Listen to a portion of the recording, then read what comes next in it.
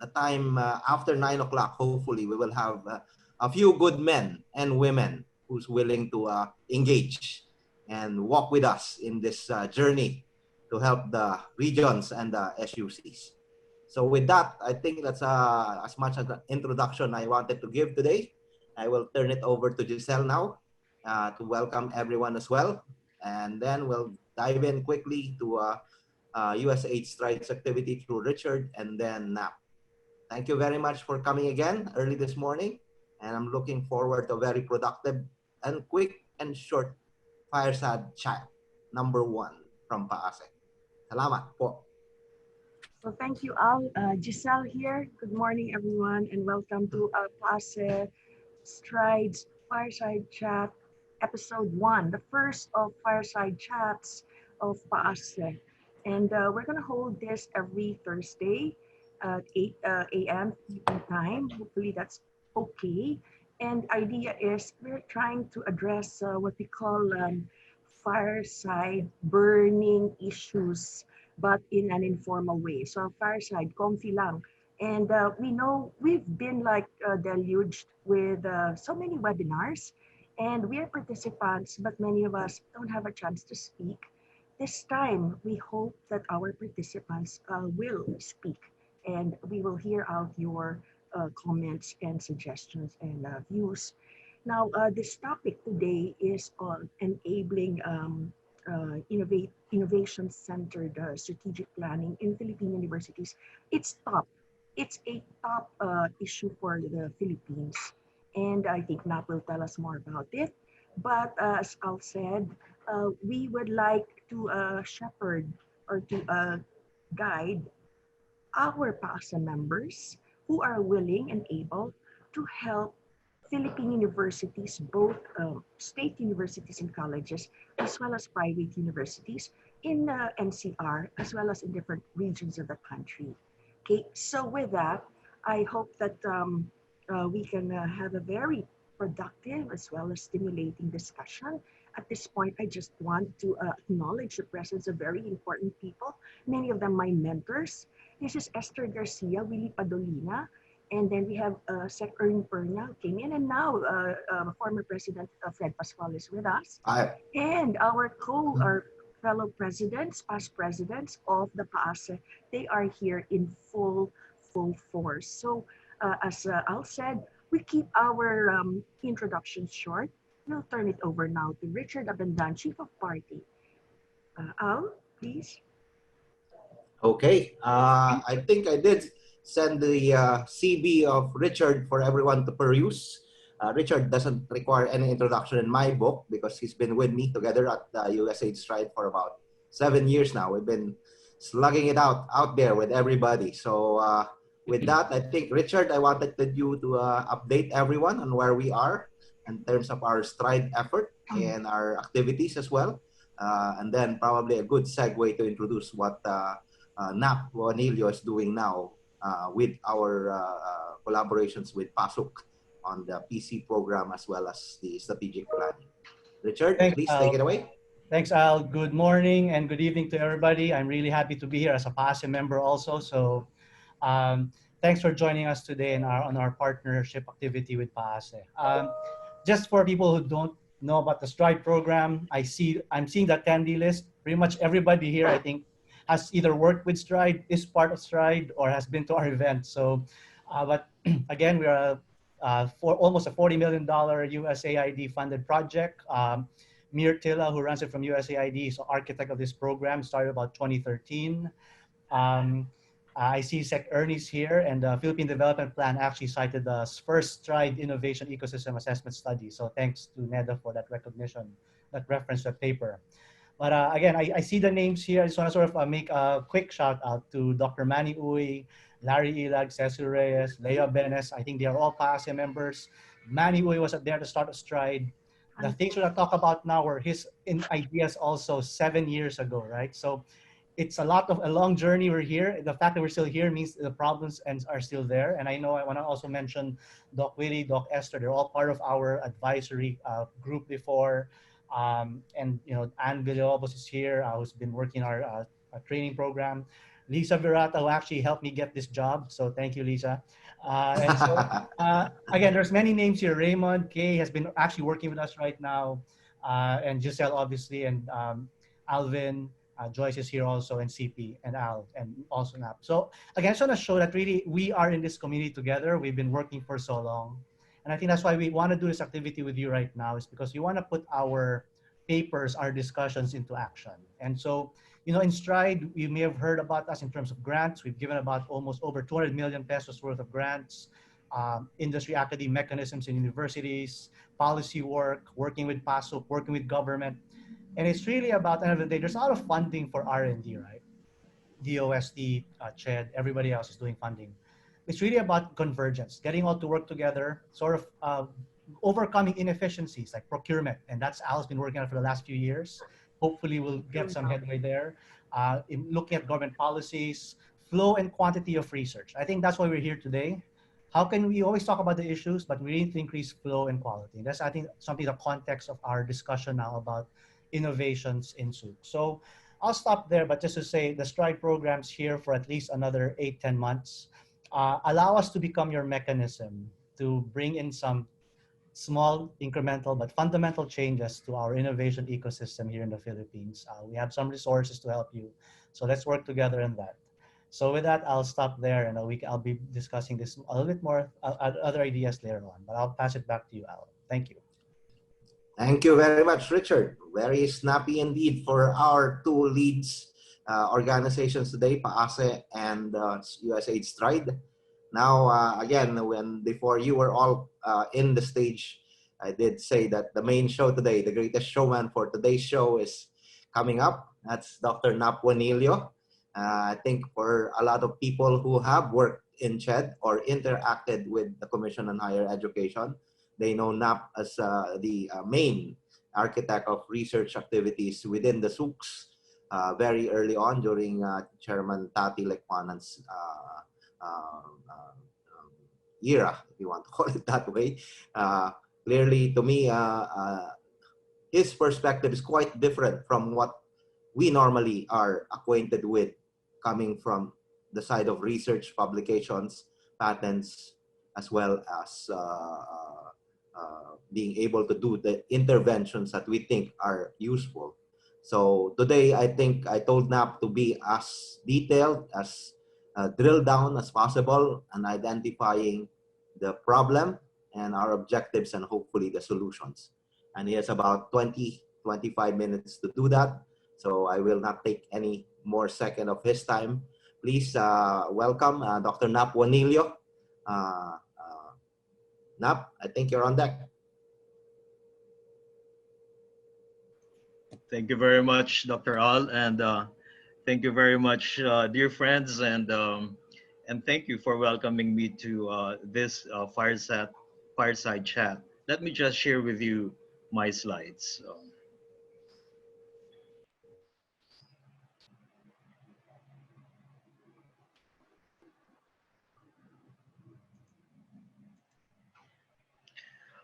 First of all, I represent both the Stride program as a senior consultant, but I also would like to introduce you a little bit to a 2-year-old group called the IRIS.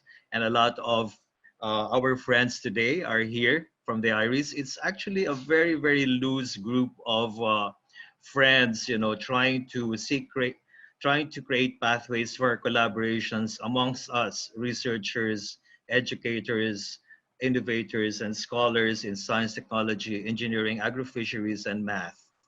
In the last 2 years, we've actually partnered with quite a number of universities. Last year, we hosted 30 presidents and chancellors from both private and public universities in a conversation that we called Universities 4.0.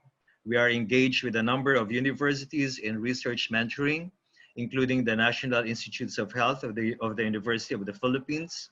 We've done quite a number of research mentoring workshops from north to south. And that also, of course, we've done assisted universities, both public and private, in their strategic planning. And so our tagline, as PAASE's tagline, is actually, I'm pretty sure, is Excellence Finds a Voice. We provide a platform for anybody just wanting the Philippines to highlight its excellent human capital. Talking about excellent human capital, one of the challenges that we face in Philippine state universities and colleges and private HEIs is the innovation centeredness. To what extent are they actually forward looking and are actually engaged in a conversation with the world on how higher education institutions should really be planning themselves. Um, so let me just very quickly summarize what brings us here today. And I think there are quite a few urgent reasons. We might congratulate ourselves for the recent ranking in the Global Innovation Index, but the work ahead is really much more glaring when it comes to human capital and research. The indicators for human capital and research range from basic education to tertiary education and research and development. And I'm just going to concentrate on the scores of the Philippines in 2020 on tertiary education and research and development. And I think those are enough, I should say, stimuli for us to rethink what else can we do, and how do we push the envelope in terms of the programs and interventions that we currently have. Um, so these are the descriptions, which I think the operational definitions of the indicators that were included in the GII. But let's take a look at human capital and research since 2015. In 2015, we started with 123rd rank, and good enough. We all see all of these upticks: 95th, 95th, 86th, and 83rd in human capital and research from in the last 5 years. However, if you take a look at the specifics, like for instance this one, let me just take a look at the specifics. Um, and this is from the UST. In 2015, 2016, 20, ranked 26, 27, 17, 18, and then we're back to 22, and so again, we see these comparatives, but never mind the comparatives. We just take a look at the year by year scoring and ranking, and that's where we are again in human capital and research.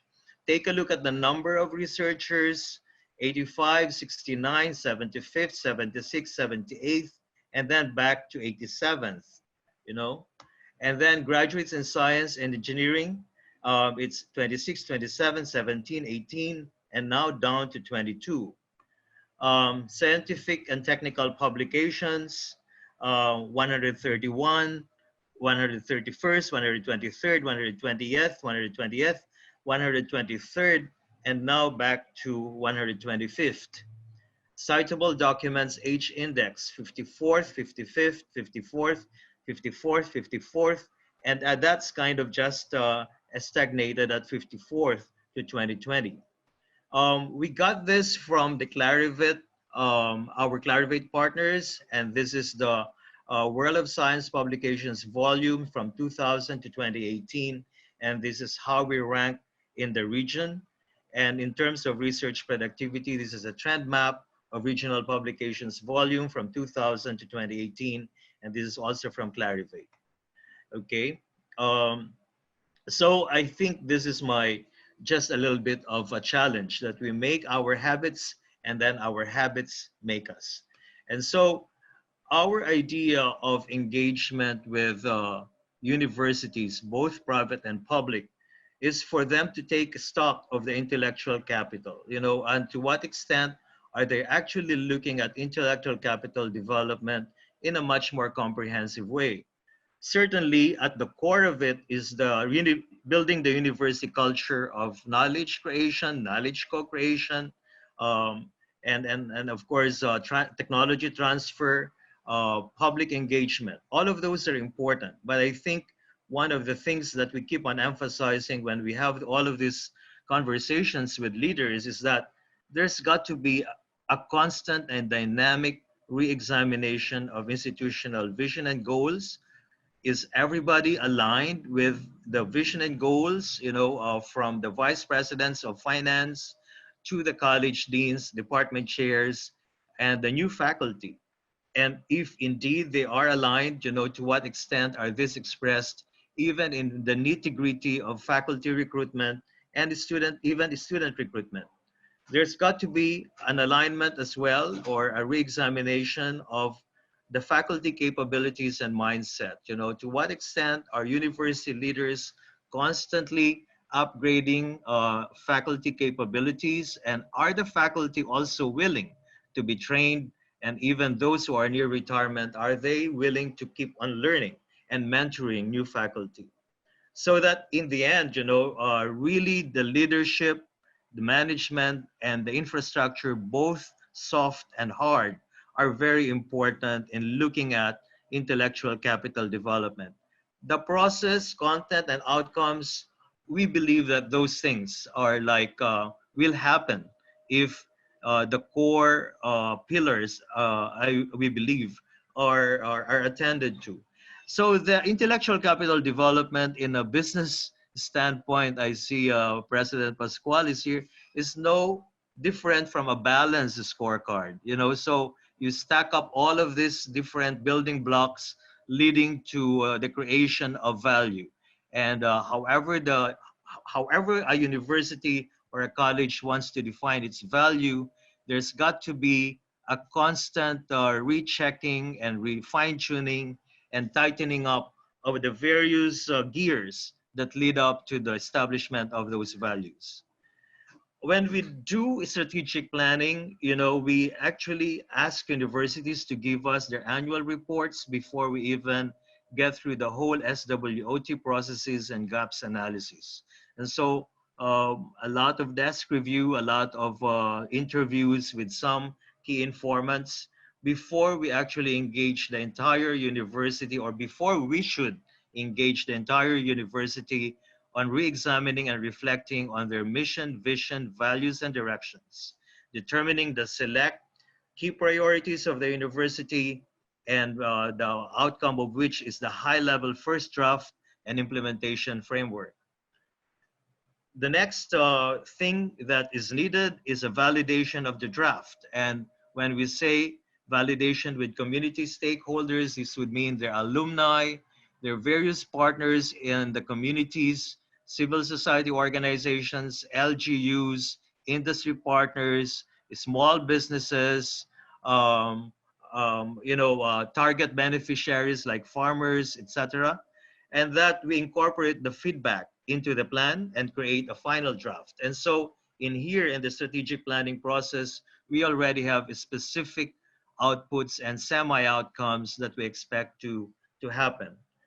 Certainly, the last part is a finished plan, something that is cascaded again to all the stakeholders, and ensuring that there is a governance structure that can support the plan, particularly in terms of approval in the case of private universities, approval of the Board of Trustees, in the case of public universities, approval by the Board of Regents. Certainly, to the extent that college deans, department chairs, faculty can articulate the details of the plan, that would be the best manifestations of good outcomes. We These are some of the suggested strategic pillars, and hence I think the idea now is that this is almost like a recruitment workshop as well. In terms of university leadership and governance, considering the collective wisdom of the members of the PAASE, given their, I should say, years of experience in university governance and administration, as well as their experiences, profound experiences as researchers, as producers of knowledge, and given the exposure that they have to global standards, what we want to happen here is, can we come up with a strategic planning process that really raise the bar much higher, so that it's a strategic planning process that is not totally, I should say, shackled by statutory and regulatory parameters, but really allows the university leaders to dream, to envision something for their graduates, for their faculty, and for the university beyond the 5 years that they are university presidents. You know, some of the concepts I have laid down here as, let's say, can we talk about, given the experience of the pandemic, the volatility, uncertainty, complexity, and ambiguity that all leaders face now, and how dynamically they can respond to all of these new situations. Um, and at the same time, be able to lead, be able to listen and be listened to, maintain their credibility and their composure in spite of all of this. So the part of this conversation, I think, is that can there be some I should say collective wisdom we can get, as well as expertise from PAASE members in terms of their inputs, what ought to characterize university leadership and governance, what ought to characterize the decision making process, what ought to define the contextual thinking, the collaborative capacity, and how can they actually communicate, to their various stakeholders, the vision, the goals, the impact and outcomes. So there's a lot of, it's a full plate even, and this is just really a suggestion of ingredients that can get into defining university leadership and governance in the 21st century, and in a 21st century that is marked by so many things. And as such, I think given the collective reflections, the wisdom, and the experiences of the group, perhaps in the next fireside conversations that Dr. Giselle will host, we can expand on this one, so that we can identify the resource person. Of course, uh, eventually this has to be granularized in terms of a workshop I should say a talk, so that we can get the presidents to reflect, or the leaders to reflect, or even the second liners to start thinking how should they actually prepare themselves, to for university leadership. The next pillar, as of course, I mean, what is a university if it's not concerned academic excellence? But then again, there are many challenges to academic excellence now, particularly in terms of innovations in university pedagogy and given the pandemic situations. But beyond that, I have listed here some of the things that they are probably challenged based on based on conversations I have had with presidents. But I think we can certainly deepen or the definitions or the concepts we have of academic excellence. Right now, they're just very concerned about how do you deliver teaching, how do you deliver instruction given all of these limitations. But I think these are more platforms, these are modalities. But at the end of the day, we get challenged into the deeper pedagogical challenges, and I think that too has to be advanced in any discussions on strategic planning in the university system. Okay. Something that, of course, would interest everybody is building the university research culture and infrastructure. You know, the operative word is culture. And as such, when we do talk about culture, there's values, there's beliefs, there's attitudes, there's the dynamic development of visioning and positioning oneself in that kind of ecosystem.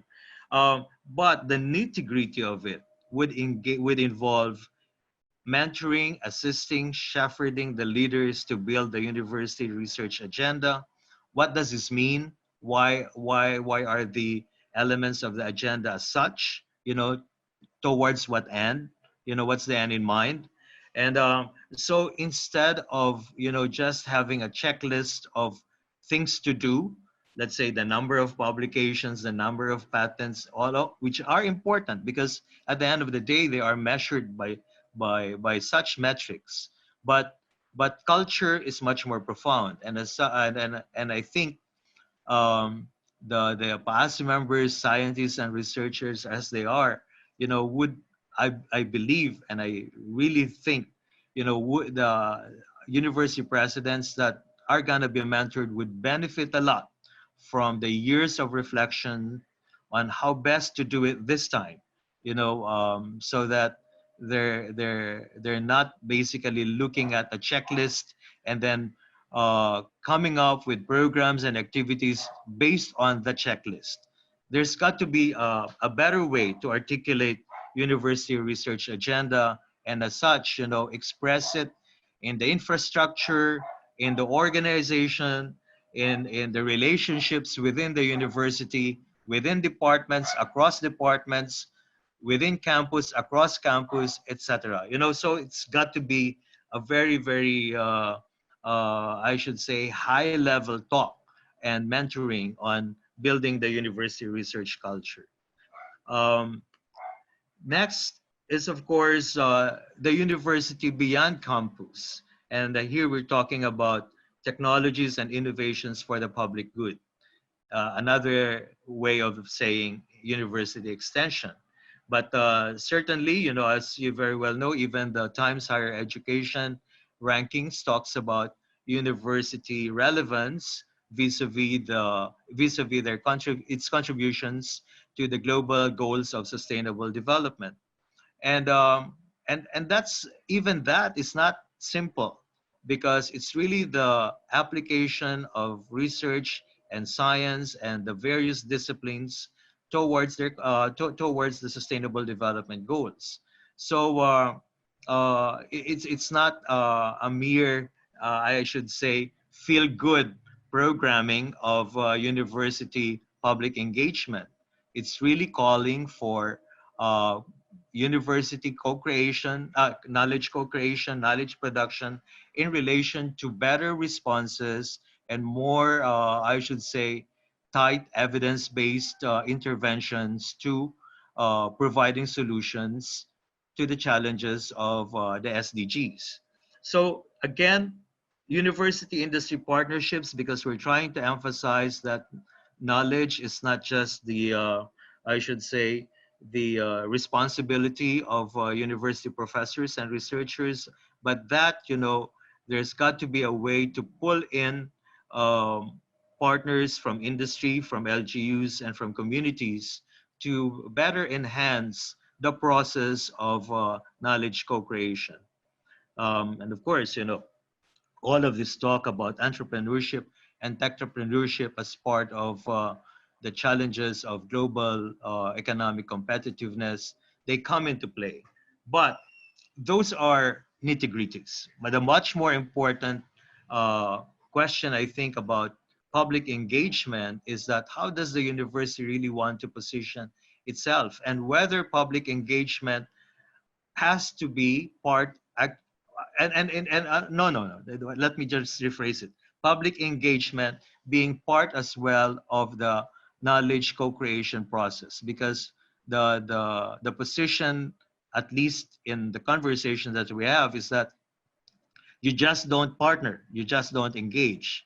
You engage because you have something, you have some evidences. You engage because you have gone through a process of really checking whether your interventions will work, or at least you do have some tight hypothesis and confidence enough that the university has something significant to contribute. So it's not a one-time engagement. It's part of the whole, I should say, dynamic process of um partnering with external stakeholders, just so this engagement can be much more meaningful and responsive.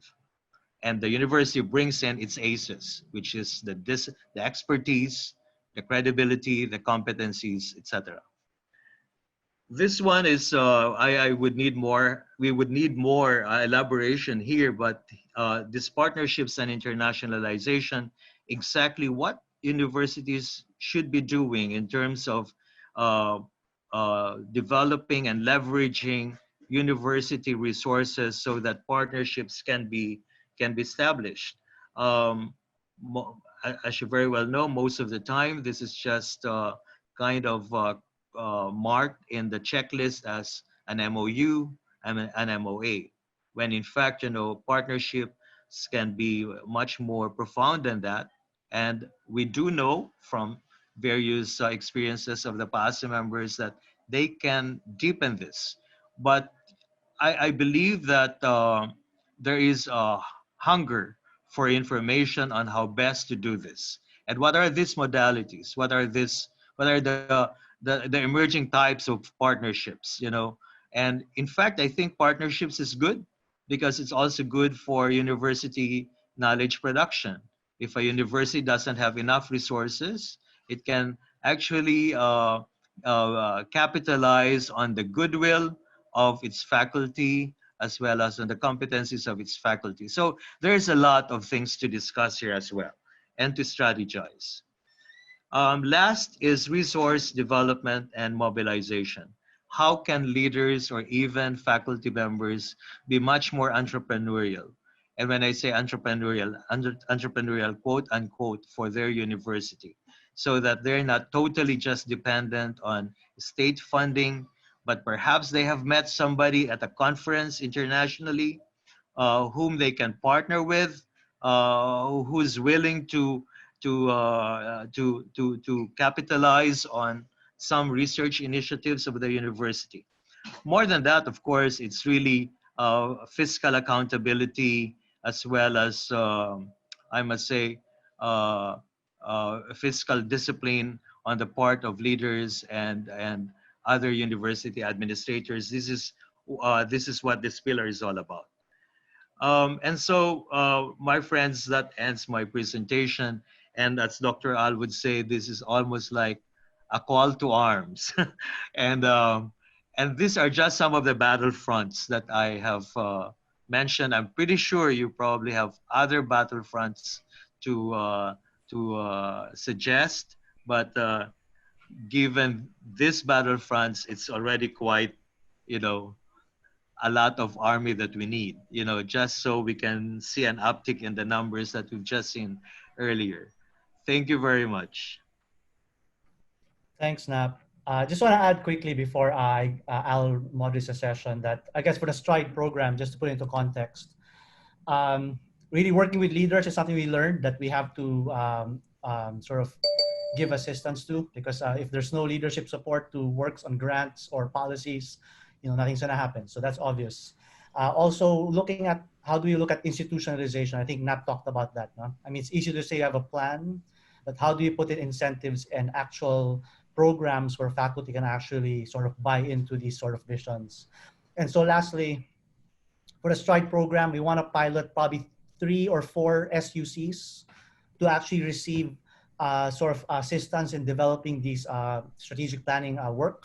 We can bring in professional sort of strat planners or facilitators to work with them. And that's where we're looking at maybe getting some help from PAASE on expertise to sort of drive this. That's why NAP has that job description column there. So I'll end there and pass it back to you, Al. Okay, thank you very much, Nap, for a very I'd say motivated call to arms with the right data and the 6 pillars that need to be addressed. These are targets now for us in PAASE. And I would want to, I was given here 45 minutes to hear the voice of PAASE. And clearly to me, it's your voice, guys. So I think I'll start with Raymond Tan, who raised his hand the first. And then please feel free to raise your hands as well so we can call on you. And normally would give you guys, since there's only 29 or 25 members who are in, you can have at most 2 minutes to talk about which pillar do you want to address and which comment do you want to focus and which one do you want to help. So I think I'll start with Raymond. He raised his hand very early in the talk, and please go ahead, Raymond. Okay, thanks, Al. Good morning, everyone. I've been involved with efforts by IRIS and STRIDE to do capacity building at the level of faculty members. And I've seen events, of course, which are aimed more at university leadership. So I think the element that's missing, which can be put in place for SUCs quite easily, is a competitive environment. My view is nothing drives excellence quite like having a competitive environment. Just think of the NBA as an example. So I think there's a place in this ecosystem for something like a local version of the university rankings. Because if you have periodic listing of achievements and benchmarks of universities, then that drives the presidents to set measurable gains for their institution and try to leave behind a legacy of, say, gaining a few points in the rankings during their terms of office. And I initially thought, back in when I first met NAP, I was thinking this can be done in CHED or by CHED because of the regulatory teeth. But now my mind has changed. I don't think it needs to be a government agency to do this. If you think about it, neither QS nor Times Higher Ed are government bodies. These are private firms that essentially do the evaluation. So as a final note, I think IRIS might be the ideal platform to develop such rankings with the intent that it's sort of on the same track as Times Higher Ed or QS, but with, of course, localized benchmarks or thresholds. And I think there's going to be some buy-in, especially for some of the leading SUCs and leading private universities who would certainly like to become visible in the international rankings. So if you have a stepping stone to get to the world stage, and I also think the country needs this because I feel bad about the tertiary education system of the country. If 100 million, a country our size, 100 plus million, has only, 7 universities appearing in the QS Asian rankings. That's considering how many there are, 2,000 higher educational institutions. So let's provide a competitive environment. And I think the leaders and the faculty members will see that as a call to arms internally and take seriously the job of gaining ranking points. So that's my 2 cents worth. Thank you, Raymond. I think I agree. But maybe PAASE can also be part of the evaluating team to do the ranking. We did have that conversation. I gave a talk about 3 or 4 years ago, I think 3 years ago, at Southern Manila Educational Consortium, which DLSU is part of. Menchit Padilla, Chancellor of UP Manila, invited me. And that's when we started discussing having what we call a research readiness level for universities. And this is all focused on research as just one component of a assessment of universities. And I'm sure NAP will be more than happy to announce that there's actually an activity on this area. NAP, maybe 1 minute to describe our current activity on rating SUCs. Oh yeah, just thanks, Dr. Al. We're on October 23rd, or perhaps even earlier than that. We're gonna be releasing the results of the innovation diagnostics of state universities and colleges. You know, this is based on a nearly 12-page instrument that was filled up by university leaders, and the instrumentation is based on QS, THE, Global Innovation Index, etc. By the way, one of the things here, Dr. Raymond, is that we hardly allow them to dictate the terms of the instruments. You know, we said that, look, you know, this is how the world rates universities, and they have to basically conform. Do you have it or not? You know, so, and let's just take a look at the results. But you know, and it will take in the form of a scan. So each SUC will have a scan result. You know, so now the thing is that, of course, you know, if you go through a scanning, you probably would say, so what's the diagnosis, and then therefore, you know, what's the medication? You know, do we have to go through surgery or just medication or what? You know, So that's gonna be quite interesting. And but I do agree with Dr. Raymond. Dr. Raymond, even this building up a competitive environment is, I don't know, so culturally, it's a cultural landmine. But nonetheless, I think, you know, we have to do it. Happening in Okay. We have a couple raised hands. Al? Yeah. I think Doc Willie. Willie Padolina raises hands first. Enriquez would be next. Yes, good morning to you all. Willie, Doc Willie. Yes. Can you hear me now? And I think after that is Fred. Can Yes. you hear me? Yes, Doc Willie. Yes. Okay. I just have a very simple question, and that is, what is our impression about the process of selecting the presidents of the universities? Because you are hinging your evaluation on leadership. But if the leadership is bulok, no matter how good your evaluation instrument is, it's going to be bulok. So what is your impression about how we select university presidents, both public and private? Is the question for the selection for the STRIDE sort of strat planning support or for the diagnostics? No, I'm saying, is it part of your diagnostics on how you select university leadership? Okay, NAP, it's not, right? But just to confirm, is the selection of presidents part of the diagnostics? Because if it's not part of your diagnostics, how will your diagnostics work? If you're not evaluating the selection of the leadership. That's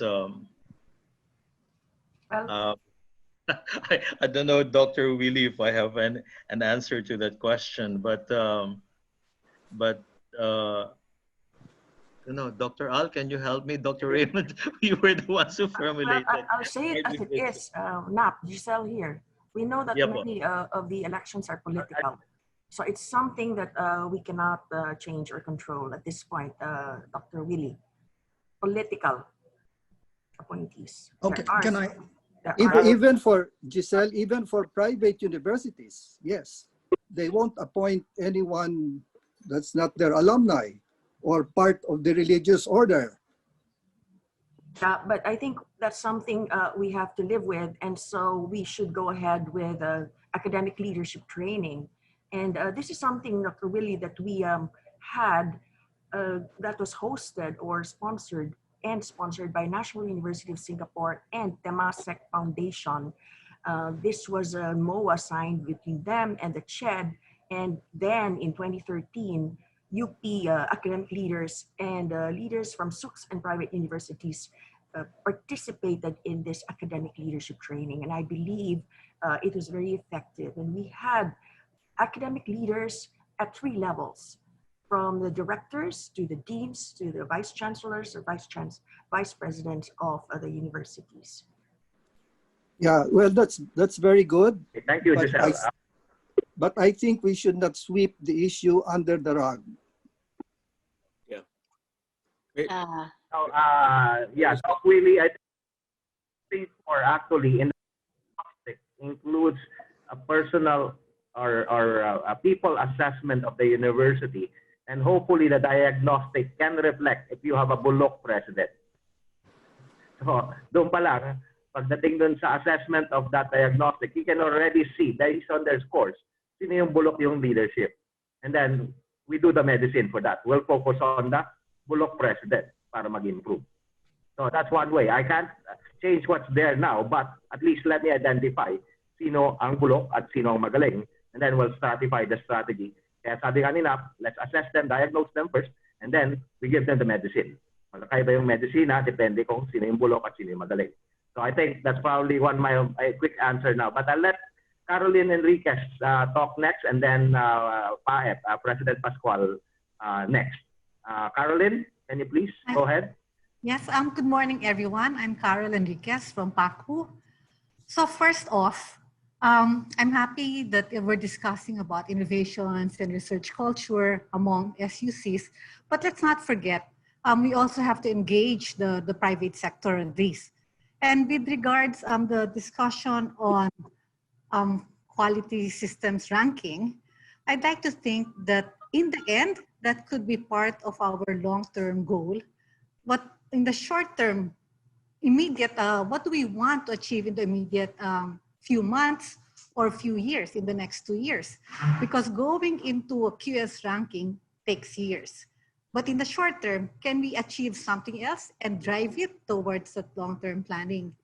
And then I'd like to think that there's a lot of interest among universities and colleges, be it private and public, on improving the research culture.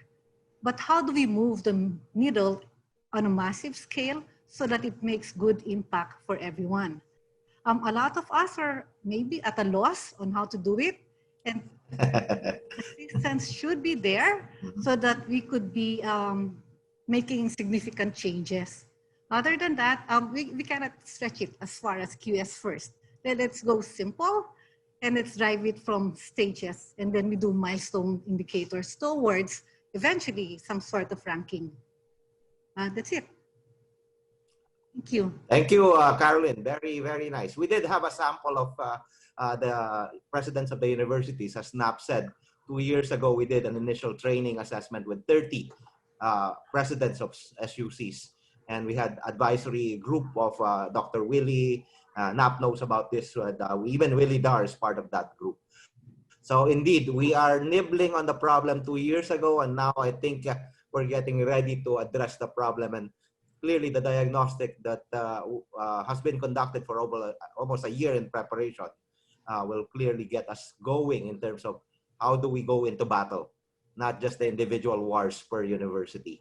But we need your help. That's what we're here for as well, asking for people like you.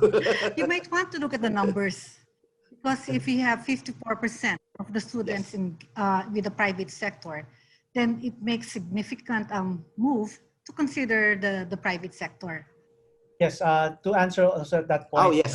after the diagnostics with PASO this next month, I think the plan is we can share this diagnostic to other to private institutions. PBED. So that will happen. PBED will be Thank you. yeah, actually we'll approach you on that. Right now, it's just, we don't have the results yet.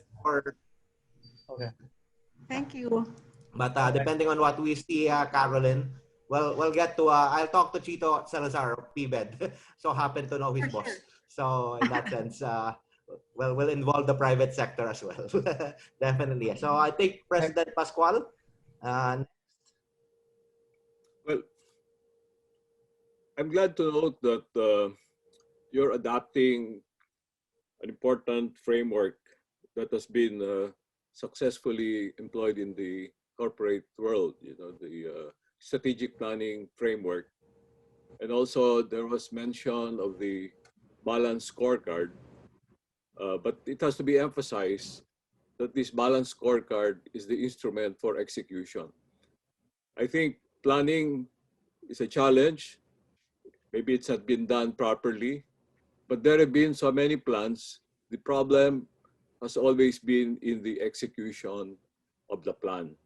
And I hope that the balanced scorecard will help as an instrument in doing that. I after UP, I became president and CEO of the Institute of Corporate Directors. This is something that we have been promoting among corporates. In fact, there is a plan for our group to come up with school governance and university governance to help our academic institutions manage their development as major contributors to the country's development. Now, I have a few comments which may not be of immediate interest to it or immediately address the topic on hand. And this was triggered by the comment of Raymond on the need for competitiveness. I'm always an adherent, to the principle that it's competition that brings out the best in an individual or in a corporation or in a country. Unfortunately, that's not happening in the Philippines because at the tertiary level, we have two uh, situations. One, you have a mammoth national university, which is UP, and then you have fragmented SUCs. I think the structure of our tertiary education, at least first, the public sector side should be addressed. When I was in UP, I always felt, that it was difficult to put fire in the behind of our faculty because they have this notion that they're already the best because they're part of UP, and UP is the best in the country. When I introduced international assessment of our courses, there was a strong resistance. And common reaction is, are there other people who can evaluate our programs except our best, ourselves? We are the best, okay? So I think structurally, and I've made comments on this publicly in the halls of the Senate when we were talking about UP budgets, that the government should start supporting a select set of small number of SUCs that will be funded the same way that UP is being funded. But there is a precondition to that. There has to be a restructuring of the SUCs. We were already in the right path before when we were talking about the amalgamation of SUCs. I don't know why this idea fizzled out. I was very supportive of it. In our group, in the Institute of Corporate Directors, we have, our sister organization, the Institute for Solidarity in Asia, which is the one that's promoting public sector governance. Institute of Corporate Directors is private corporate governance. We have this Dream Philippines that's really focused on regional development, one region at a time. And one of my contributions there is to make a regional SUC as the nucleus of regional development. And how can we have a regional nucleus for knowledge development, knowledge creation, when we don't have regional universities? Okay, take a look at Singapore. Singapore is a small country, and yet they have at least two very competitive national universities: the National University of Singapore and the Nanyang Technological University, NTU. So there has to be, in Malaysia, how many national universities are there? At least 5. In Thailand, how many national universities? I know of at least 3 that are always competing for ranking. I think we need to give UP competition. And I think research funding should be given based on merit to other universities. But the current state of our SUCs are not yet, they're not ready yet, not all are ready. Maybe we can select a few, but they have to be restructured. And research funding should be made available also to private universities.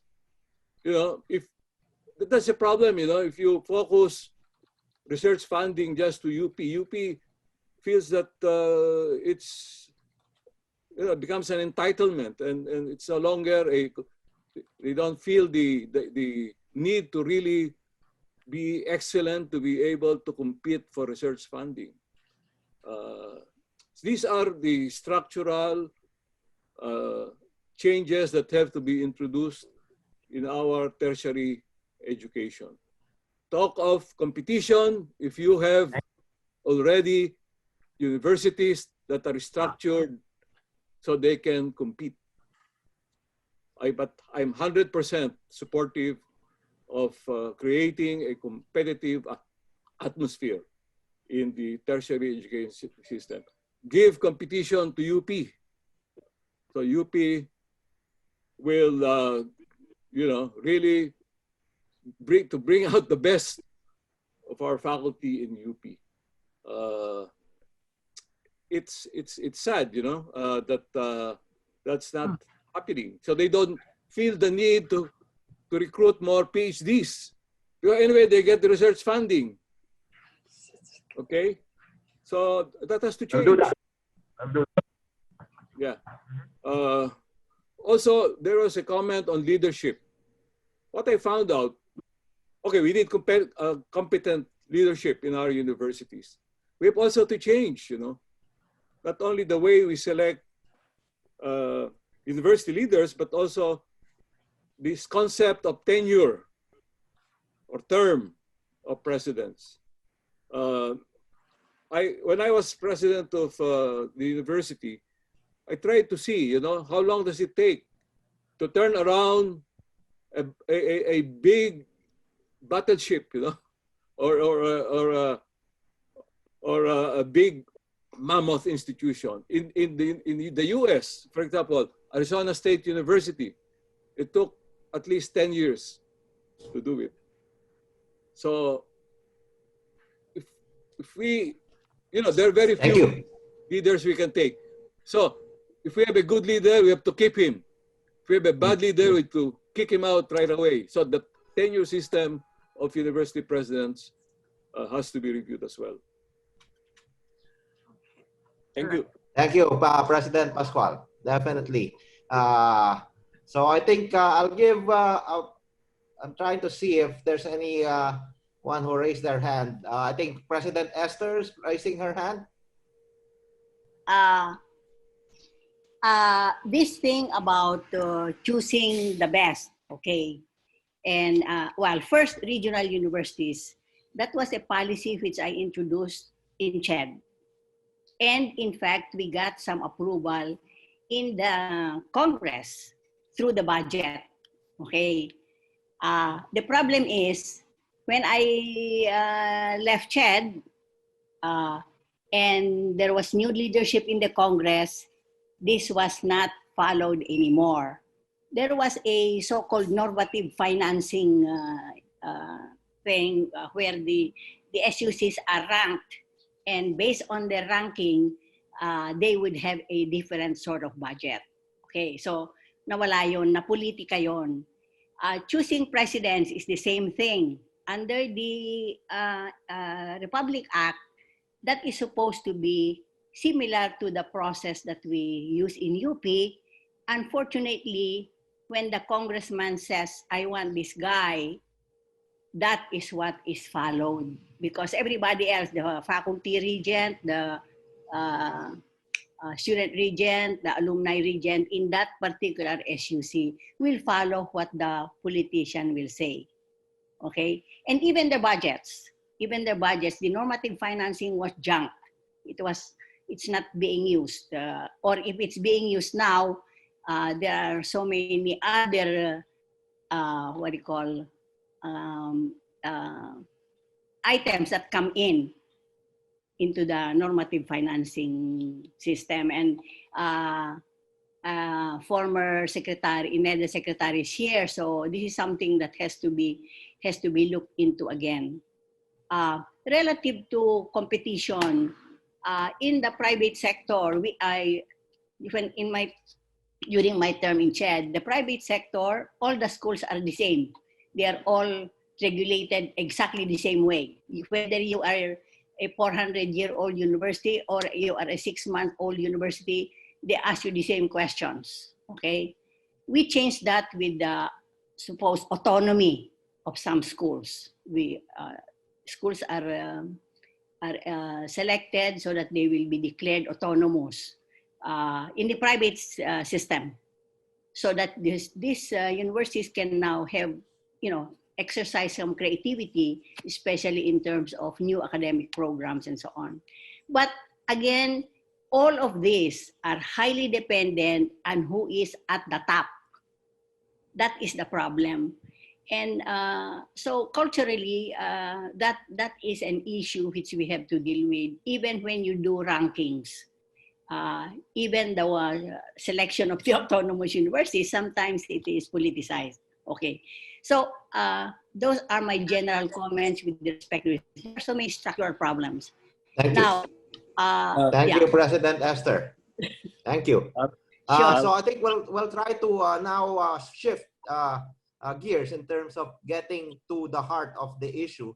Dr. Juanillo presented 6 pillars of activities, and this is probably where I want to ask specifically. Actually, I can appoint. I know most of you guys and know your expertise. Clearly, the senior PAASE members like Sec Ernie, Paep, and President Esther knows a lot about the leadership, inspiration, and direction. They can be in the leadership pillar. But the other areas, like me, I will be in the technology commercialization impact pillar number 5. And a lot of, hopefully, Edsel and all of our Diana, Lisa would help in the internationalization. I know Michael Puruganan already has initiated that effort early on. So please raise your hand in which pillar you think you want to play in, and to what level of commitment you wanted to engage in. But clearly to me, that's what we need at this point and what's been presented. So please, anyone, raise your hand in the site or unmute yourself. Sec Ernie wants to speak. Go ahead, Sec Ernie. Okay, yeah, let me just chime in very briefly. I think so far, I think the operative words that we should really imbibe from this fireside chat are the following: culture, consciousness, awareness, regionalization, and yeah, maybe more. But these things, culture, consciousness, awareness, and regionalization, this should not just be among ourselves. Bluetooth. It should not be among ourselves, but it should be made public. It's more important that the public, the citizenry, the whole of society, and especially government leaders and business sector leaders are you know, they imbibe these types of operative words and their meaning, because that is how we can have the social impact that we really don't have yet in this country in terms of science and technology and innovation and you know, research and development. We don't have that, and this is what I've been pounding on. That is why we really need to engage the media, and so that by through the media, the public, government officials, business leaders can you know, be sensitized to this to science and technology, research and development and innovation. And then I think this thing about regionalization, just to segue from Fred Pascual's comment, yeah, it's very important that we really engage the regional universities, because there's too much concentration in Metro Manila. We need to sensitize the other the people in the different regions, the universities, the teachers and students in the other universities as well. And these are the kinds of things that we should continuously do. And I think the important thing about science and technology research and development is that they are public goods. I think Dr. Juanillo emphasized this, and also Dr. Abendan said that these are public goods that really needs to, we really need to sensitize, not just among ourselves, but but especially the public, the citizenry at large. Okay, I think that is, you know, I just wanted to bring that in so that we can also discuss those points at some point. Thank you. Thank you, Sec Ernie. I think that's pillar 5, if I'm correct, Dr. That's Knapp. correct. Can you flash? Yeah. Pillar number 5, engaging the masses as well as the LGUs. There's a request, Knapp, to flash again the 6 pillars that you just presented, if you could possibly. And then I will ask Menchi Lagman, who offered to make a statement, but I want her to do it in person if she can do it.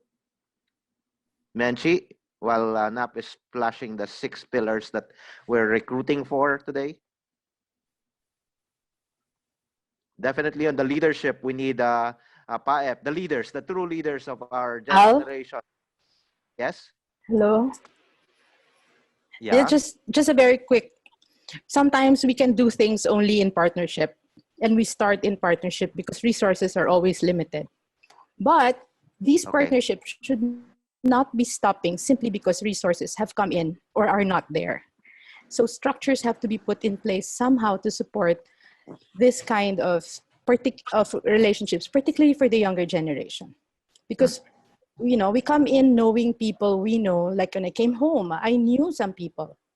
But imagine the next generation, when they create, who do they know? How can they create these partnerships? That's all I wanted to say. Okay. I think we hear you. And clearly, this is the reason why we're doing this, Menchi. Menchi is my classmate in Philippine Science, batch 83. But having the structure of the 6 pillars that is now being recruiting on that specific activity associated with the pillars is one of those ways where we can definitely introduce willing and able bodies like you to the, say, take Bicol University president, we can do the handshake or something to that effect. And that's why our Stride, PAASE, and NAP's program definitely is a way into that introduction. Thank you for bringing it up. So I think NAP just flashed the 6 pillars. I think it was Kay who requested that. Kay, do you have anything that attracted you on those 6? Kay Aviso. Actually, yeah, I think about building research culture.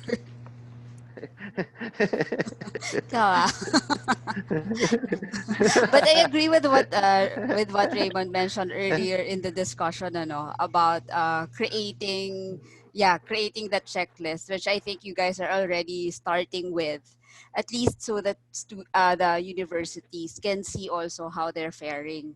And yun nga, even if the QS is very far out there, and maybe not all the SUCs can reach it immediately, but at least they can see and monitor their growth, at least from now, and then as they implement different types of strategies into their institutions.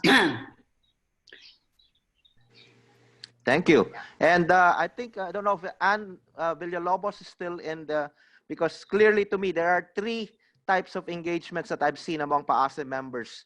That of Joel Coelho with Eastern Leyte. They just signed a MOA a week ago. There's another activity that, of course, Gobet at Vincula with Bataan on the 3D printing capability. And of course, the last but not the least is the one that I'm aware of with Ann Villalobos and CMU. These are the type of engagements that clearly are outstanding in their nature, but are multi-year as well. It didn't happen overnight, probably 3 to 5 years in the making in some of them.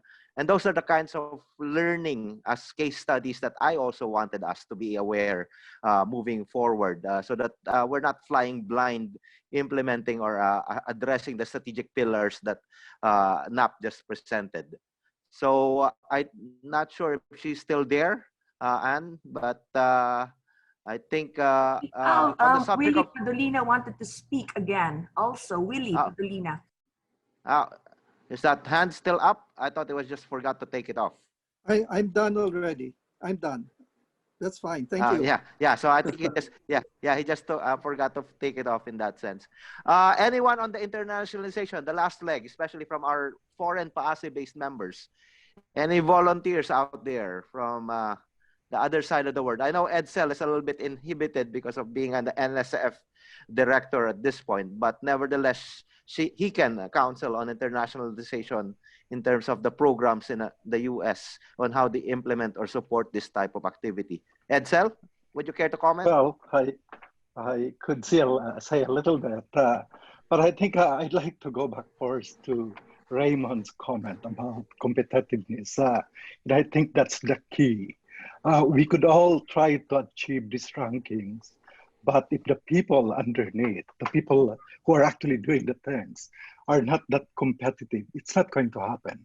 So, in somehow, I think it has to come from inside. You want to aim for a higher thing, not only to compete with your colleagues in UP or in the Philippines, but you want to aim for the higher standard, and that will be the standard of the world. Unless they do that, they're not going to keep improving. And I think that's an inner competitiveness that people has to get. I'm sure that there are a lot of Filipinos who are competitive. I think Willie Padulina, for instance, in my case, trained us to be highly competitive in whatever we do. And that's very important. So I remember Richard Feynman being asked about the honors that he was getting. It's like the rankings or the Nobel Prize. And he said, those are not important actually. What is important is how you do it, how you enjoy the process of doing things. And I think that's something that Filipinos has to learn, the process and the enjoyment of simply doing things and excelling. Another thing that I noticed in the US, and I'm not very familiar with the Philippine setting because I haven't been there since 1992. But in the US, everything is done in a way that things are not personal. Evaluating tenure, for instance, for faculty members or promotion, we have to seek external people to evaluate our colleagues, and those external evaluations are very critical. They could come from Europe, they could come anywhere, or the US, but they have to be external evaluations, and we don't have any influence on that. And typically when you come to tenure and promotion, those are the ones that makes it or break it. There are some political things, of course, but those are minimalized by having this type of structure. In terms of support for research by the government, especially now since I'm in the National Science Foundation, I think it is very important that this research money is diversified in the sense of being distributed to the different universities. In NSF, when we do merit reviews, it's called merit review instead of peer reviews because of the aspect of broader impacts, and that's the impact on society. And so we try to distribute the awards that are being made to different universities, whether they're small or they're big, private or public. And that is a very critical component in the evaluation process. But of course, they have to compete. Okay, so the grants that are awarded are competitive, evaluated competitively, but we try to distribute things there. And I think that's a crucial component that the Philippines must do. Thank you, Edsel. So I think we have one raised hand. Is that a raised hand, or Yes, you yes, forgot yes. to take it? Okay, so go ahead, please. Yeah, I just wanted to add, I just wanted to share, together with what Giselle mentioned a while ago about a leadership training for UP. So I'm not sure if IRIS or USA Stride would be interested. I know that Stride is already developing different modules and programs for capacity building. So there is something also similar, which I attended in yung sa DAAD, which was done by DAAD, which is a leadership training, wherein different representatives of universities, maybe at different levels of management, can actually be either endorsed by their institutions and submit project proposals for the training. So parang ang trabaho nila for the training is to work on those proposals or projects that they intend to implement in their institutions, wherein those projects can be towards a particular goal or a particular objective of the institution. Maybe they want to improve on something, and then the training can involve different components which can help them actually implement these projects in their institutions. Perfect. Thank you. I think that's a good segue, that being addressed to Stride. But I think we are out of time, so we'll go towards where do we go from here? Except 1 minute, Can I go Ernie. to? Yeah. Regarding internationalization, we have already opened up. We have already the foreign investment negative list has already lifted the restriction on internationalization of universities. Okay. And Yes. that would Yeah, I mean remember that. that would mean freeing up or inviting international faculty as well as students, getting students from other universities abroad to to enroll or to study in Philippine universities. But I think some of these things need money. And regarding raising funds, partnership is very important between public and private sector, and that is something that has already happened during the pandemic. The private sector has been very active in providing response to the COVID-19, and I have been saying that we should really continue to develop this partnership so that it becomes it becomes a matter of course. Yeah. It becomes second nature, and funding will be eased on the part of government, because the government is kind of straitjacketed in terms of fiscal resources. Thank you. Thank you, Sec Ernie. So before we go to the next last stage, let's have a picture taking first. Can extend. Oh, okay. Yes. Okay. But first, let's take all our pictures first, so I know who's been here and who I can make kulit afterwards. But clearly, we can talk about the way forward next after the picture taking. Is that okay, Giselle? Okay. I'm gonna remove let's have a this. photo. Okay, the Stride team will be taking the photo. Jacob, just prompt us if the photo's taken.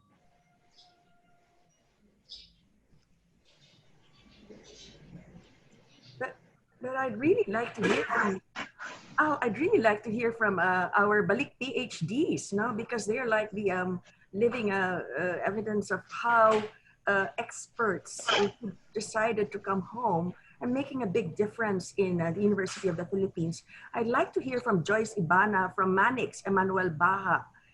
And I'd like to recognize, the presence of important academic leaders, including the Dean of the College of Medicine, Charlotte Chong was here a while ago.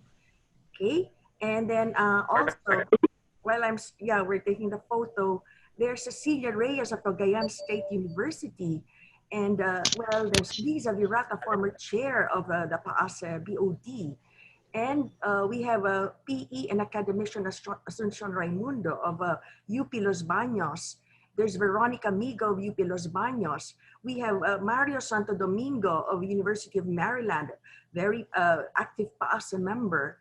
And I may have missed some others, but I wish that you would all speak, because bottom line, Al, is we need to find those many courageous, brave men and women. You can speak now. We're done with the photo shoot. You can stop smiling. Thank you. Yes, let them smile. Yeah, we need the warm bodies, right? So, is there someone? I can start. Can be heard, Joyce. Okay, thank you very much, Ma'am Giselle. I keep on calling her Mom because she was my mentor actually when I was doing my master's degree, and she recruited me back for the Balik PhD. And I was actually paying attention very carefully on what your plans are strategically, and trying to figure out where I can contribute. So when I came back, I would also like to acknowledge that I had this great talagang help then from USAID Stride. I was a grantee of USAID Stride, and I was able to start my lab. And imagine I came with just a laptop, and now I have a fully functional lab that works. We have immunology, cell biology, and microbiology works. And I have produced since 2015, so 6 master's students. So of these 6, 1 has become an entrepreneur, 2 is now in the US for their PhD, and 1 is in Erasmus for vaccinology. He's leaving tomorrow. 1 is a faculty, and 1 is a PhD, actually in a Pampanga State Agricultural University. So he's just got promoted as an associate professor. So there's 2 PhDs already produced from my lab, and currently I'm mentoring 5 DOST scholars and 3 faculty from state universities. So I'm trying to just list what are the things that perhaps I could help with as a mentor. I think I don't know much about the strategic planning. I cannot work both ends. I work on the ground. I really talk to students like at least 10 hours a day for all the students. I block that 10 hours of time, because what I think about education is not just about the students learning the facts, but actually training them how to think. And something also that I realized is that some of my master's students, they do very well in academics. And then when they get to their thesis, they just couldn't get it done. And it puzzles me a lot. So what I realized is that actually, another thing that I would quote Einstein, you can't judge a person as stupid or a fish by not climbing a tree. And so I'm starting this also a change in the curriculum where we really offer a MS biology diploma, such that, because actually I think we always talk about the number of PhDs that we can produce, but I think we have a wealth of master's students that can actually be industry ready or communication ready or education ready for the country. For example, we have more than 100 MS microbiology students in our institute alone. So where do we go? What we do with master's students is actually, this is a wealth, I think, we keep on talking the PhDs, but I can produce 2 PhDs in 5 years. If we're talking about thousands PhD, I think at this juncture it's very hard, it's very difficult. But I can produce in my lab at least maybe 20 master's students who can proceed with their PhD. Now, actually one of them has gotten a PhD. So actually in 5 years, there are 3 PhDs. So I guess I'm just telling you how the Balik PhD program is, right. So yun lang po. So how can I help? Thank you. Thank you. Yeah. Thank you, Joyce. We will call on you. Don't worry. We know where you are. I know where you live. So I think the next one definitely is academician Raimundo. Sean, I think you raise your hand, and then Mario Domingo is next.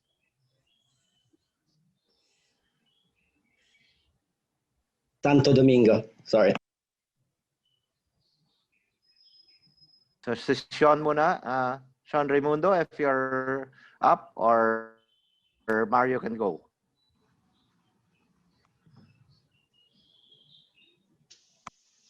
Sean, you're on mute now. Yeah. There you go. Can you hear me? Can you hear me? A little bit. Okay na. Oh, nawala. She unmuted and disappeared. Let's move to Mario first. So Mario, ikaw na muna siguro. Okay. Mario first, yeah. So 2 years ago, I actually started engaging in this battle. I got involved with SOC, the University of Rizal system, but through my family. We started like a memorial science lecture in honor of my in-laws. So it was really a small project, which now is beginning to get bigger and bigger, because I did a focus group among faculty of science and the deans, and I realized how big the problem is. And so therefore, my family, if I want to support all these efforts and changes really need some extension of support. There's a lot, and not only in terms of training teachers, but also in terms of changes in policy related to research. There's a lot of like archaic policies related to research production, like, for example, that a faculty needs to have her research problem approved by a small committee before she even can, do a research or have it published. And so there are really layers of obstacles for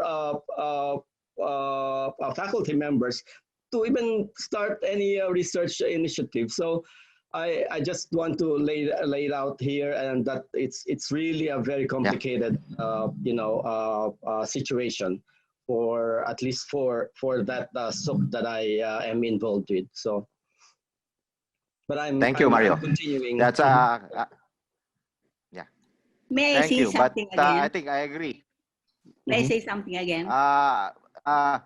President Esther, I'll just let sure. Sean Raimundo speak, and then you're. Sean, are you back online? Is Sean back? If not, President Can Esther, you hear me? yeah, Sean. Can you hear me? Yes, we can hear you. You can hear me? Yes. Yes. Okay, I just wanted to share my experience with the specific field of microbiology.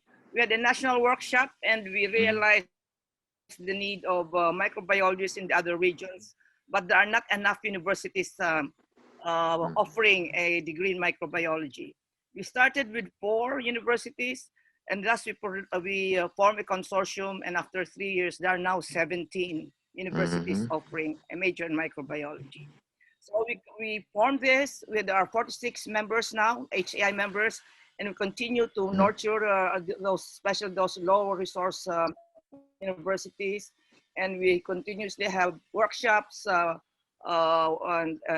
webinars now, so that we can help them. We are now a well-developed university, can collaborate with the lesser developed universities or don't have the capabilities to do research. So with this, I think the pool of microbiology workforce in the Philippines is increasing, and thus we can help in the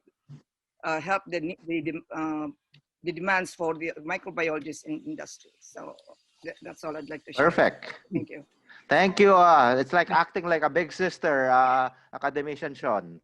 Very good, very good. So now I think President Esther, you have something What to say? I'd like to say can also segue to the whatever they've said earlier. Talking about regionalization, the better science and technology and engineering schools in the country, many of them are private. And DOST realized that early on. So that if you look at the centers of excellence, etc., many of them are private. So in the regions, University of San Carlos, Xavier, Ateneo de Davao, and all those, St. Louis University, those are, they are doing research. I think SC should partner, or there should be a really an effort to bring them together. That's one. Yeah. The other one, with respect to private universities and even the SUCs with respect to research. When I went into UE, just to give you an idea how bad the situation is, there was policy of support for research, but nobody was doing anything. I came in and I said, okay, we've got to, incentive is the key to this thing. I told them, if you can produce a paper, you get and publish it internationally, you get $1,000, and so on down the line. Even if UE does not have really money, at that time UE was losing, but I promised them that it works. And then down the line, all the way down to a national publication, etc., etc., iba-ibang level. Okay. And now, and you get supported for international program, international conferences. Again, that works. So we need to think of little things. Policy, well, yeah, they work, but we need to think of little things at the university level. Okay, thank you, President Esther. Lisa Verata just build out on us. So, anyone else that would want to share? Celia, you're there. Do you want to say something?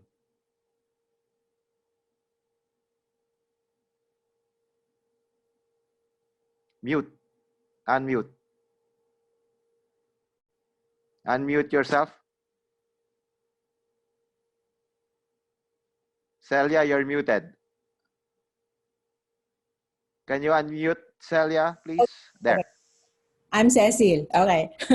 Thank you. Ah, Cecil pala. Cecil. Sorry. Sorry. Cecil. Na-excite na ako. Hindi ko tuloy na-unmute. Okay. I was reminded that the National Academy of Science and Technology, or NAST, has a program which is the Research Upgrading and Performance Evaluation in the region. And through the Outstanding Young Scientists Incorporated, or OIC, I happen to be a member and officer now, they're doing this through NAS. They are organizing this, I think, 3 times a year in the different regions. And my specific assignment, kasi I participated 3 times already in the last 3 years. So I serve as one of the resource persons in research culture, building research culture in the region. So actually may mga initiatives in the DOS NAST. Okay, thank you. Thank you for letting us know. We're also NAST, so we will definitely tap into the NAST people to be part of the few good men and women. Okay, I think we're already at 9:36. We still have one part of the program, which is the way forward aspect. Is there anyone else that needs to speak or forever hold your peace? I think Joyce has raised her hand.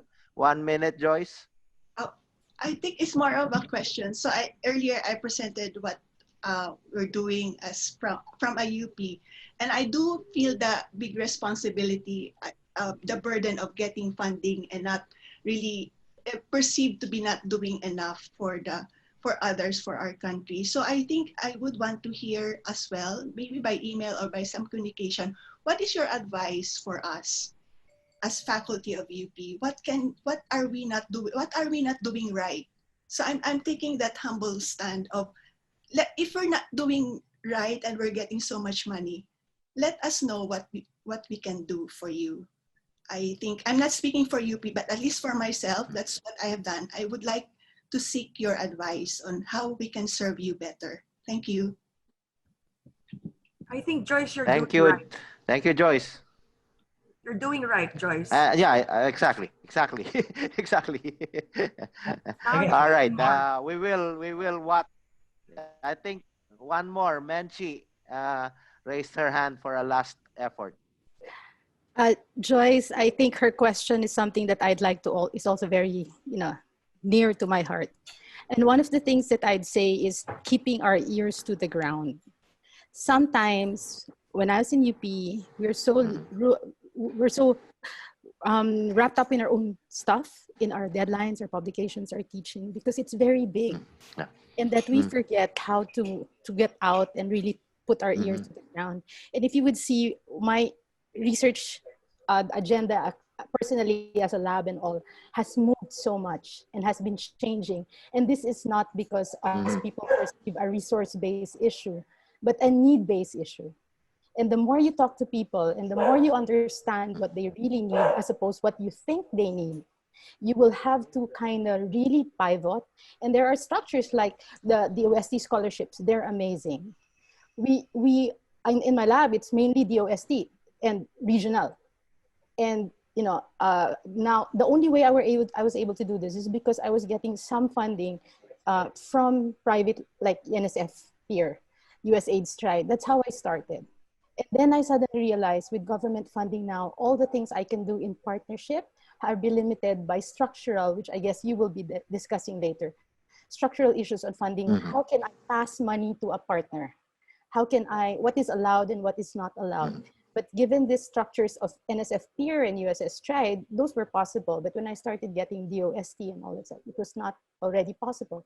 And even internally, when we started to mature, the policies started to become more restrictive for partnerships. That's all I had to say. Okay, Thank very nice. you, Menchi. I mean, clearly your sharing is definitely because you're not going to be the only ones encountering this, Joyce. So I think us being identifying, stick with us as a group, as a community. We will be able to do something, share our experiences, and find a path forward, whatever it is we're seeking. So I think again, I'm glad that you guys showed your hands, raised your awareness as well and interest to help us. So I think at this point in time, I would want to ask Giselle and Nap to show us the way forward, guys. Come on. I think that's partly what Joyce was asking. Giselle first. So thanks.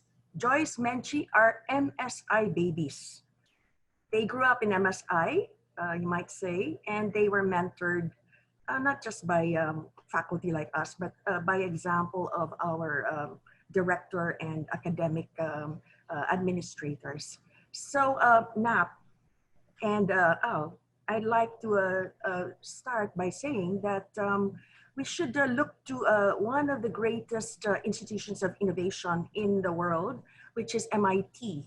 And their tagline is Mens et Manus, mind and hands. And I would like to say, perhaps it should be hands and mind. It is doing into learning, okay? And I'd like to highlight what Joyce and Menchi and Sean Raimundo have done, which is to work on the ground, okay? To be successful as mentors, teachers, and researchers on the ground. And now they're now making an impact by becoming more interested in administrative work. So I have maintained that for you to be a good academic leader and administrator, it's important for you first to be a good teacher and researcher. You must have established a stable and productive research lab or research group. For you to become an effective administrator, you must know what the problems are on the ground.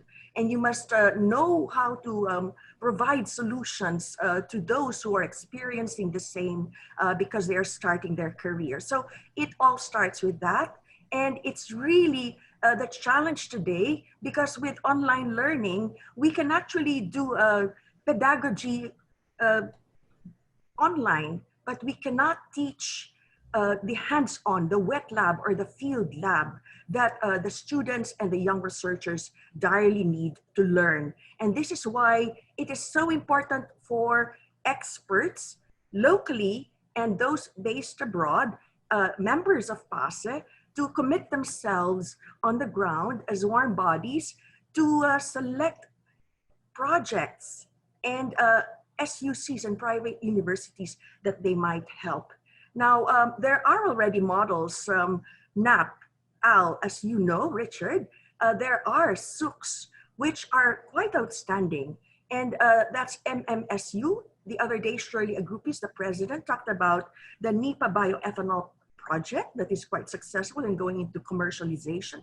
We have Batangas State University, the University of the PASUC president, and we also have Mindanao State University, Institute of Iligan Institute of Technology, okay, where our PAASE member Franco Teves is a high official. So I always say, if you want to showcase success, start with a few good ones, few good institutions where you already obviously have some good academic leaders and researchers. And we focus on research here because this is a innovation-centered strategic planning fireside chat.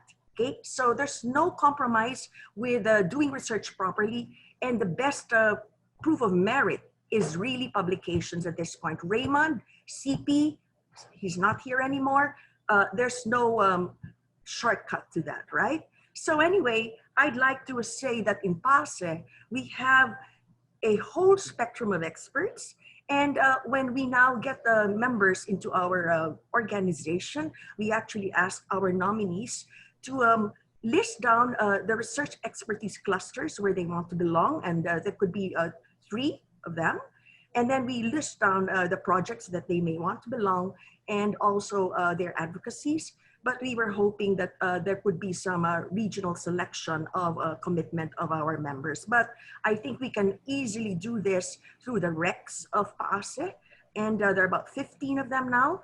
And we would like to match our PAASE scientists and engineers who've had experience in administration, research and innovation with SUCs and private universities.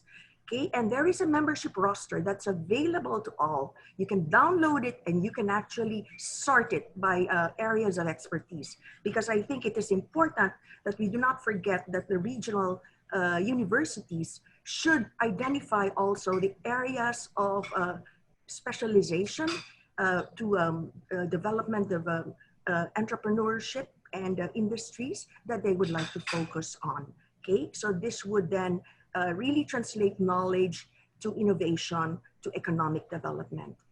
I'd like to point out that there are also already models that our SUCs and our private universities can draw from.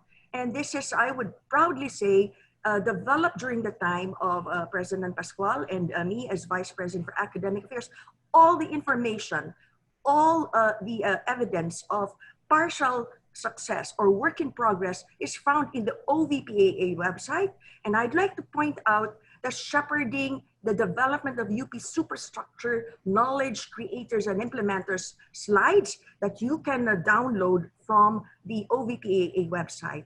And it's really a complex system. You cannot, the academic leaders at multi-levels should know that not one initiative can do it all. There's got to be what you call the push and the pull effects. There's got to be benefits, incentives, and awards, all based on merit. And that is also the basis of competition. Competition can only happen if you have, to begin with, meritorious competitors or participants, and you also have good expert evaluators or judges. I'd like to point out in particular an old program of UP called the Creative Work and Research Grant, which we enhanced. Oh, okay, we increased the incentives and awards. It's an outright grant, but we also said that, okay, you get this grant a first time, you apply, and if you publish a paper, then you can apply again. There's no limit to the number of enhanced creative work research grants that you can apply. It's like non-stop thing. Okay, it's not. I know you want to distribute the funding all over. Okay, turno, but that then reduces the merit basis. Okay, so you could give ground or basic support for all, but over and above that, it should be merit and competition based. So I'd like to end by saying that I think the scenario is really good. And internationalization is so important. And the first kind of internationalization would really be the involvement of our foreign-based Filipino scientists and engineers. We aim to get PAASE to become the biggest, most important international organization of Filipino scientists and engineers in the world. So thank you very much for this opportunity to co-host you. And I thank our co-hosts, USAID Stride, for your leadership and guidance in this area of intervention so important in our country today. Thank you. Al, you're muted. Oh, come on. Okay.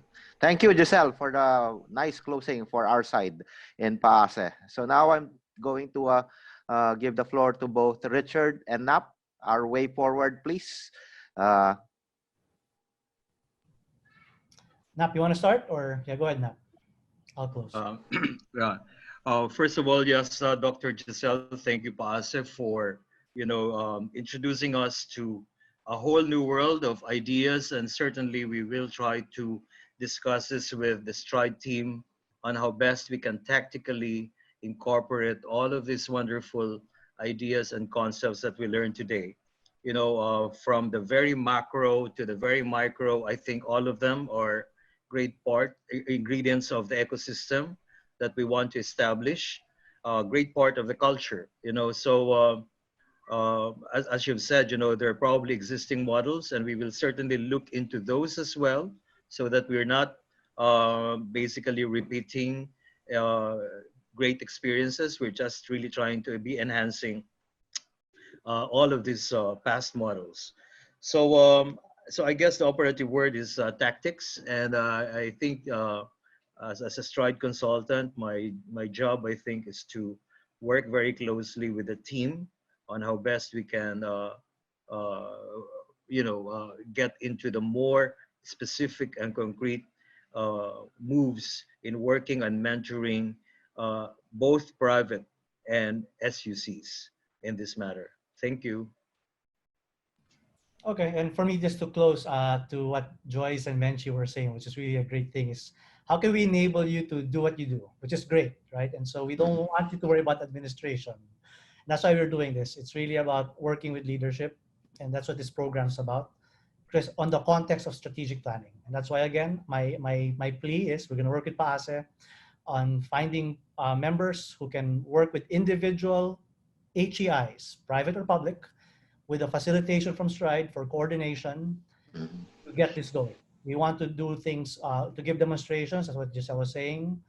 I'm counting 3 to 4 HEIs in the next 3 to 4 months.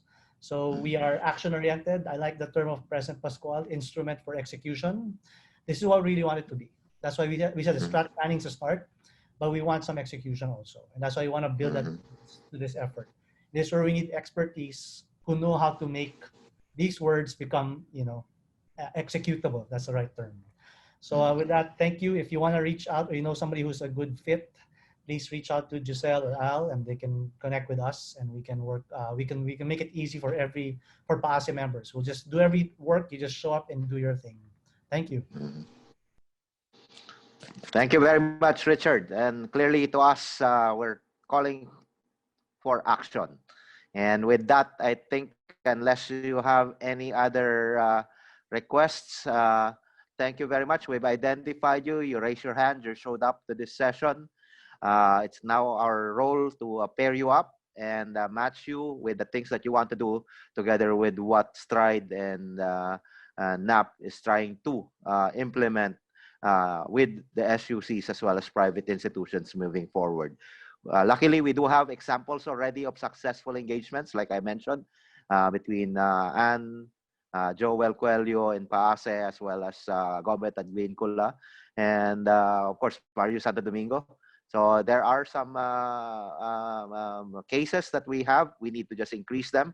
But Joyce and Menchi and everyone else, Celia and Carol, definitely we're going to stay in touch. And please do communicate with us, Sean. I like your program on the academics, on biology as well. So it's now time to do something. Thank you. And if there's anything else that's pressing, raise your hand still, but otherwise I'm going to close the meeting after an extension of 22 minutes. But definitely, I hope you find it fruitful to do this fireside chat for today. Al, can Thank you I very say much, something guys. on issue?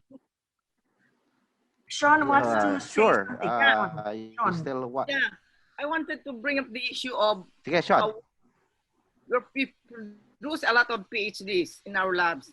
Then they go back to the universities, but we lose them as researchers because immediately they are appointed to administrative positions. They have no more time for research.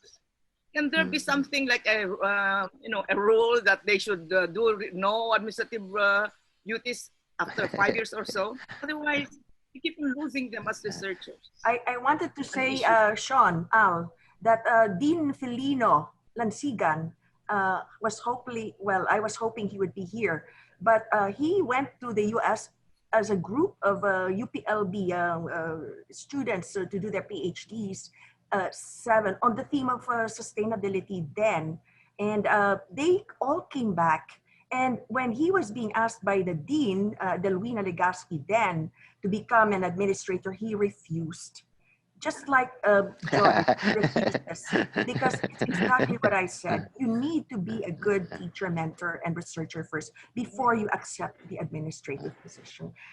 Al, I also wanted to say that Mariana Marcos State University the other day honored Joey Comiso, one of our stalwarts in PAASE, former PAASE president, on his 80th birthday for his major contributions to Mariana Marcos State University. Okay, I'd like to point out to Edsel Peña, our vice president, that in 2 or 3 weeks, I believe, Nap and Richard will come up with their diagnostic results. Okay, so they have been doing this diagnostic clinic for innovation capacity in the SUCs and private universities. And it would be nice for you to look at this, Edsel, as a, a great statistician. So thank you very much for being here, Edsel. I'm so proud of Joyce and Okay, thank you. We're so proud of you. Giselle, since you mentioned Filino, I was actually a student in the UPLB during that time when he came back. So I'm sure that he did not want to go into administration because he had such good students. Yeah, okay, yes. I'm joking. Yeah. So it's really comes from within, Joyce, right? Menchi, your dedication, yeah. So you can do that if you are if you are a faculty member in UP, but you cannot do that when you are in the other schools. I'm telling you.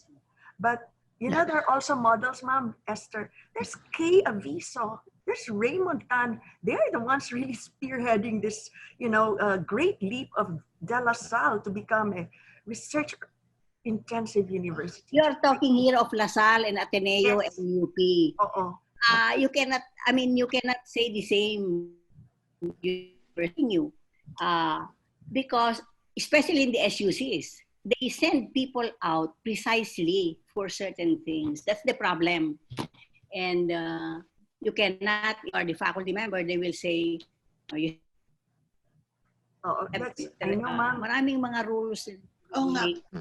Ganyan po nga yung inabot yung PhD student ko sa Pampanga Agricultural State University. So he started getting mga administrative job, but I continued. I told him to put his foot down and sabi niya pwedeng wag na muna. I studied for research.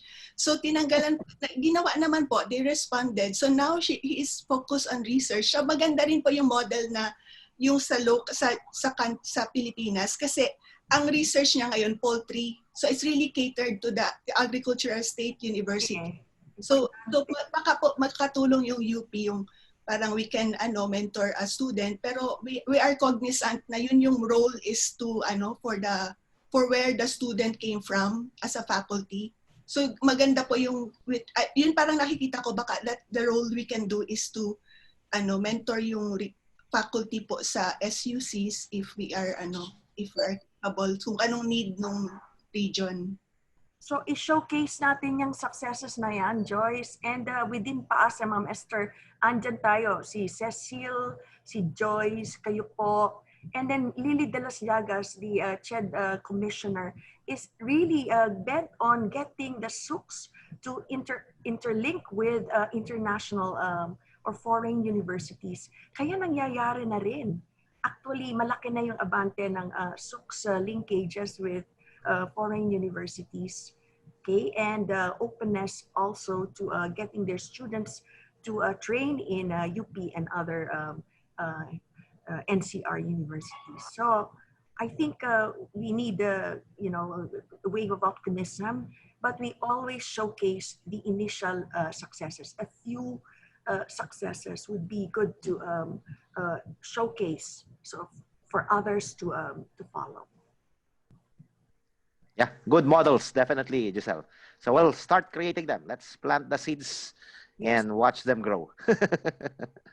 And then at this point, I want to tell everyone that Ernie Pernia and I have been concerned about the media exposure of the PAASE or even this stride. So we are contacting ABS-CBN, Rappler, so I'm really prodding, persistently looking for ways for us to have a show, a weekly 10 minutes lang ang interview. But we've also decided with a formal approval by our board that we're going to have a PAASE YouTube channel, dedicated channel. And we're already lining up little, snippets. We're getting 5 minutes and 10-minute videos into our YouTube channel. That's the way to go. If they don't want to help us yet, we're going to show them, look, we have this YouTube channel. We can start to do it. Help us. And we could feature, for example, Joyce. We could feature Menchi. We could feature, the young ones. And we could also feature people like Shirley or Cecile or, and our foreign-based PAASE experts. Okay, so let's keep eye on the ball and just keep our wave of optimism and positivity growing. Thank you. Thank you, Giselle. So with that, we close. Thank you very much, guys. Thank you. Bye. Thanks for joining. Thanks. Thank you.